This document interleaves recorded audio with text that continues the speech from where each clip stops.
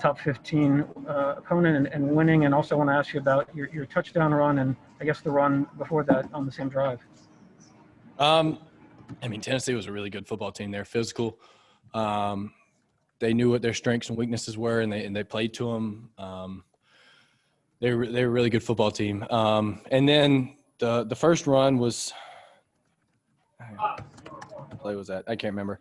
I think it was just a scramble, and I got a good block from George on that side. And then the second play, I guess Coach Munkin was feeling my legs and called a draw play, and I made somebody miss. The O-line blocked it up well, and I guess I got in the end zone. I didn't know it was pretty close on the pylon, but it's just two back-to-back runs, and I don't know, got good blocks on the perimeter. Next, we'll go to Mike Griffith, followed by Paul Newberry. Yeah, Stetson, can you just talk about the chemistry that you and Kyrus Jackson had? Obviously, you guys came up big again today. Yeah, I mean, he plays the game hard. He gets open. It's easy to throw in the ball because, I mean, he catches it. I don't go looking for him. I don't really go looking for anybody just because, I don't know. I just like to use everybody. But, I mean, he's open and he catches my eye, and I trust him. So. Stetson, what is it about you guys in the second half? I think this is now the second game y'all trailed at halftime and have won by more than 20 points. So obviously something's clicking for you guys after halftime. Yeah, it's something we need to get fixed because, I mean, we got to get the first half fixed because, I mean, you don't want to be – yeah, you want to be known as a second-half team, but not if it's because the first half you played horrible. I mean, we got to come into a game and we got to have clean practices throughout the week, come into the game prepared and ready and just execute and be more efficient in the first half. We'll next go to Dean Legge, followed by Seth Emerson. Stetson, I wanted to ask about that snap that went over your head. How high did it go over your head, and what were you thinking when it got behind you? High enough, I don't know. But the ball was a little slick in the first few drives because it was super humid. And then I tried to pick it up and I just mishandled it. I don't know. That was a bad play. Stetson, are you feeling more comfortable as the weeks go on and as you get more first-team reps, or did you feel comfortable the minute you got in there at Arkansas? I mean, I guess I'd say I'm more comfortable, but yeah, I felt comfortable the minute I got in there because, I mean, I've been throwing to these guys for I don't know, however many years still. I mean, the offense is new and I hadn't been with the first team, but I mean, we still throw extra after practice and I know how they run routes. And yeah.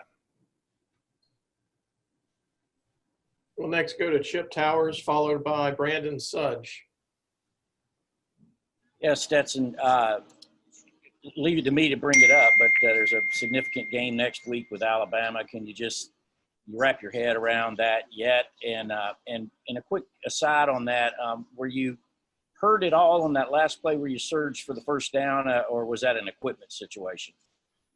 Yeah, I mean, obviously I hadn't had time to look at Alabama because we had Tennessee coming up and they're really good. But, I mean, it's exciting. I mean, anytime you get to play – I mean, somebody you don't usually play. I guess we usually have played them in Atlanta the past few years, but I mean, it's exciting, but it's just another game. And then the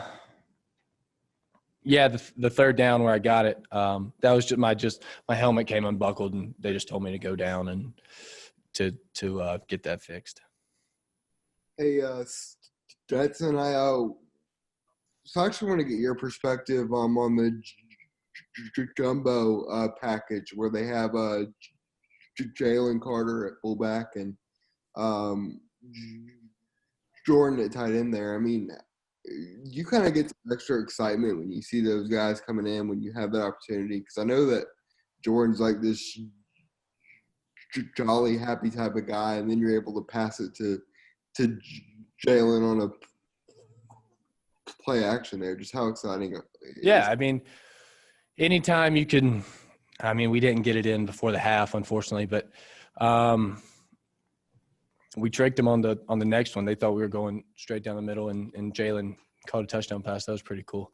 But yeah, I mean, I trust those guys. I mean, I wouldn't want to be lined up as a 6 technique on Jordan or filling an ISO block by Jalen, but those guys are big and they love it, and it's exciting to hand the ball off to Zamir behind those guys. Next question will go to Jake Rowe, followed by Augusta Stone. Stetson, those first 2 drives coming out of the half, I mean, you guys had some great field position there and kind of shot yourselves in the foot with the penalties. Was there anything that any kind of rallying call after that point to kind of get the focus back? Because, you know, those were potential, you know, momentum shifting plays for you guys and you weren't able to capitalize on them. Right. Yeah, that was upsetting because we just talked about it in the halftime and we do the same thing. But no, I mean, rallying calls, there wasn't any. We just knew that we just keep playing our football and trust the guys around us and just execute better and be smarter. But no, there wasn't anything. We just had to keep chopping and just go play football how we know how to. Hey, Stetson, I kind of wanted to follow back up on being a second half team, especially, you know, after y'all don't get that touchdown on 4th down there right into halftime. How do you stay calm and how do you keep the team calm, you know, whenever things are buzzing and you're coming out, you don't know what's going on? Just kind of how do y'all keep level and then come out and do what you do in the second half? I think it's just because we knew that they were beating us because of stuff that we had done. It wasn't anything that they had done. We had just shot ourselves in the foot, and we knew that if we just cleaned it up, it was going to end up how it ended up. And yeah, it's frustrating that it has to come to that, but hopefully we'll get that fixed in practice this week. Next question will go to Allison Mastrangelo with WSB, followed by Maria Martin with Channel 11. Hey, Stetson, a little bit of a silly question, but I heard the guys come up and say the mailman delivers. Can you explain that nickname to us, how you got it and why they call you it? Yeah, I just when I was in high school, I was short kid who didn't really catch any eyes when I was going to football camps. And so I just wore this USPS hat one time just as a quirky little thing. And then I won the camp, and one of my friends, DJ Dallas, who's on the Seahawks now, he just tagged me on an Instagram post and said Mailman, and then it just kind of carried on from there. And then I guess these guys picked up on it recently. Stetson, obviously, aside from that fumble early on in the game, you guys were able to keep the turnovers to a minimum. You know, you weren't picked off today. As we get deeper into the season, just talk about how important it is to make sure that, you know, you don't turn the ball over when we're looking at Alabama coming up and the rest of the SEC schedule. That's going to be pretty right. Yeah, I think it's a pride thing. Because we know our defense goes into the week. How are we going to create havoc? How are we going to get people to turn the ball over? And we're like, well, we can't go get the ball from somebody, but we sure as heck can make sure that they don't get it from us. And yeah, the snap, the fumble we had at the beginning was unfortunate.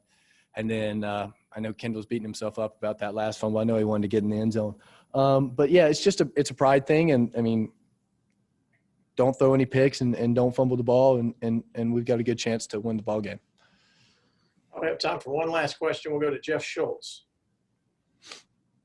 Yes, Stetson, kind of along those lines. I mean, we've spent a lot of time in this interview talking about, you know, some things that have gone wrong, whether it was the 2 turnover drivers that were turned into field goals, the fumble early, a couple other situations. You guys have won 3 games pretty handily. What does that tell you about the potential and upside of this? I'm sorry, I didn't catch that. It kind of was breaking up. We've spent a lot of time in this interview talking about, you know, some things that went wrong in this game. You know, the early turnovers that were converted to field goals, and a few other drives and early turnover. You guys ended up winning 3 games pretty handily. But what does that tell you about the potential upside of your team?